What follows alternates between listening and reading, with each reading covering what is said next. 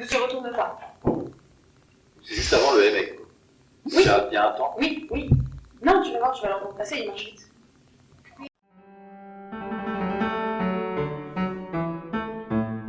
Bonjour, Mathilde Burécoa, je suis autrice, metteur en scène de la compagnie Couverture. Bonjour, je suis Thomas Justine, comédien et musicien de la compagnie Couverture et sur le projet des Caméléons, comédien. Bonjour, je suis Nicolas Cloche et je suis musicien et comédien pour ce spectacle. Bonjour, moi c'est Margot Rémignac, je suis comédienne pour le spectacle. Bonjour, moi c'est Delphine Jeanne, je suis collaboratrice artistique sur le spectacle. Bonjour, moi c'est Nicolas Starknejoie et je suis comédien sur le spectacle.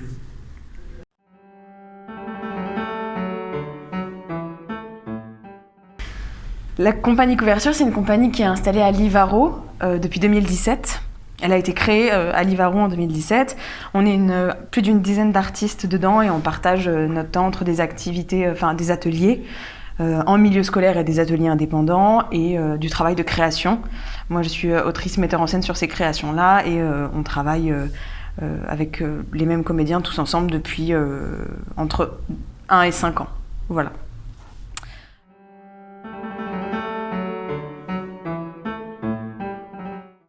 Le Silence des Caméléons, c'est une création qu'on travaille depuis 2 ans. Les prémices du projet ont été travaillées ici, au Théâtre de Lisieux, et c'est une création qui prend ancrage dans la vie d'une compagnie dont le directeur décède de manière soudaine.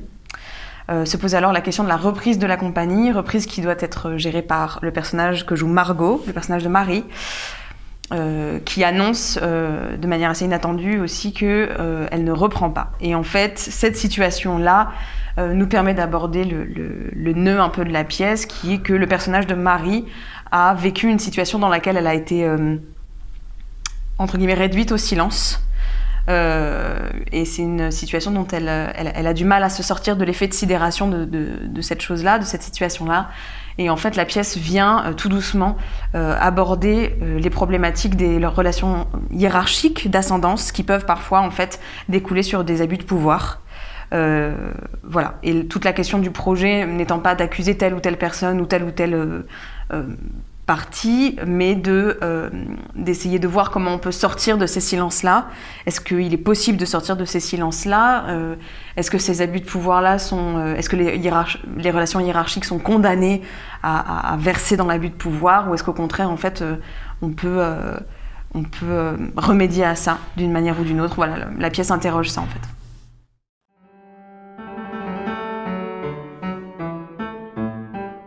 Intime. Le rôle de l'artiste et son engagement, ce sont des questions qui ont des réponses très différentes pour chaque artiste, même au sein de la compagnie, j'en suis absolument certaine.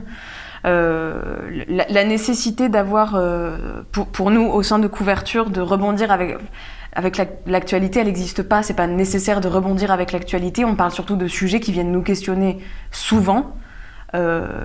Moi, j'arrive généralement avec un sujet quand on part en travail ensemble.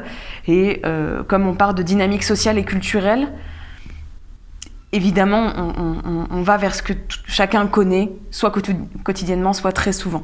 On aborde cette question-là du rôle de l'artiste dans la pièce. Et je pense qu'en fait, je préfère répondre avec ce que dit le texte, avec le personnage de Marie qui prend une part de cette réponse-là. Chez le personnage de Marie, il y a une vision selon laquelle l'artiste vient en fait mettre en lumière des dynamiques, vient exagérer des dynamiques, satiriser des dynamiques, questionner des dynamiques, qui vient les mettre au plateau théâtralement. Ensuite, moi, le théâtre permet une prise de recul, je pense, qui est très importante et qui est salutaire, qui est saine en fait. Et qui peut être aussi productrice d'émotions, de vécu sur l'instant, de collectivité sur l'instant, de sensations communes. Voilà. Ensuite, le rôle, encore une fois, je trouve que moi, c'est une dimension très très intime, le rôle de l'artiste. Je pense pas qu'il y ait une réponse globale à ça. Puis après, je trouve que la pièce, elle essaie d'aller plus loin, c'est-à-dire que c'est pas on vient pas parler de l'artiste précis, oui, on en parle, mais l'idée c'est d'aller le voir plus loin, c'est-à-dire que l'artiste, avant d'être artiste, qui il est, c'est un citoyen, c'est Et c'est plutôt aussi ça qu'on Oui, complètement. qu'on veut questionner, c'est-à-dire c'est quoi notre place d'homme ou de femme face à une hiérarchie. Et pas tant le fait d'être artiste ou pas artiste, mais comment est-ce qu'on peut se positionner en citoyen lambda, en fait. Puis il y avait une nécessité de placer cette histoire, cette mise en lumière des abus de pouvoir dans le milieu artistique parce que le comédien, c'est quelqu'un qui apprend à vraiment porter sa voix, c'est quelqu'un qui apprend à parler de manière à ce qu'on l'entende de manière très claire, précise. C'est quelqu'un qui a un propos généralement écrit, c'est pas toujours le cas, mais... et réduire au silence cet artiste comédien, et en l'occurrence cette artiste comédienne, lui enlever son droit de parler, son droit de s'exprimer, son droit de dire là, il se passe quelque chose que j'estime grave, parce que ça entrave ma liberté d'expression, en fait, ça, pour moi, c'était hyper important. Et c'est ça qu'on porte, c'est-à-dire le fait de réduire au silence quelqu'un qui a l'habitude, en fait, de pouvoir parler. Voilà. Mais parce que c'est le théâtre que je défends, moi, dans mon identité artistique, en fait. Le théâtre est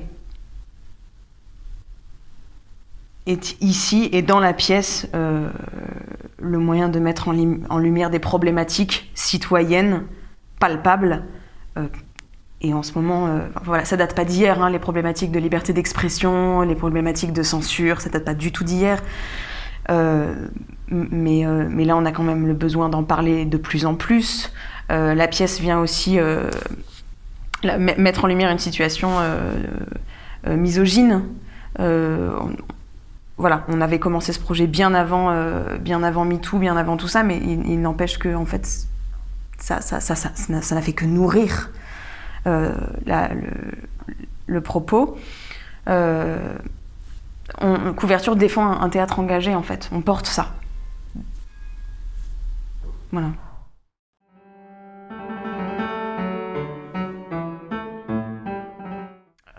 On est dans un dispositif en cercle. Donc en fait, on a sur le plateau, la scène elle-même, pardon, et l'endroit où spectateurs, spectatrices et comédiens, comédiennes, personnages, partagent en fait l'espace. Tout le système d'assises des spectateurs, spectatrices accueille également les personnages qui viennent s'asseoir avec les publics. Donc on n'est pas dans une dynamique de spectateurs forcément participatifs, mais on est dans une dynamique de spectateurs très actifs ou très actives. Le but n'étant pas Généralement, les lumières prennent même le public en compte. Les comédiens et comédiennes adressent le texte aux spectateurs et aux spectatrices. Il y a une volonté d'être proche, sans forcément créer une gêne. Nous, on ne cherche pas à provoquer cette gêne-là. Mais il y a une volonté quand même de leur parler proche, les mettre vraiment dans le processus de tout ce qui se passe au plateau. Voilà. Mais parce qu'on est sur un dispositif où on a besoin de ça. On est sur des questions aussi, des questions citoyennes, des questions de liberté d'expression, des questions de censure, des questions d'abus de pouvoir, où on se sentait pas, où on n'avait pas envie de jouer quelque chose en ayant un public ultra distant. On a besoin d'avoir ce public-là autour de nous parce que ce sont des questions qui concernent la totalité d'entre nous, en fait. Voilà. D'où le dispositif.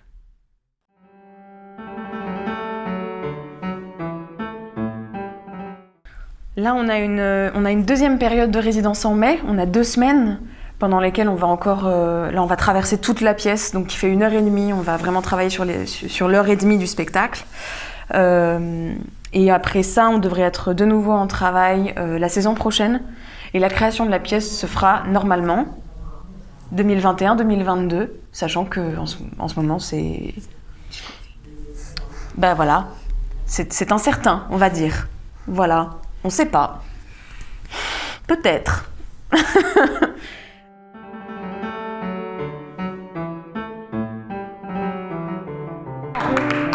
Il y a du soutien, c'est gentil. C'est sympa.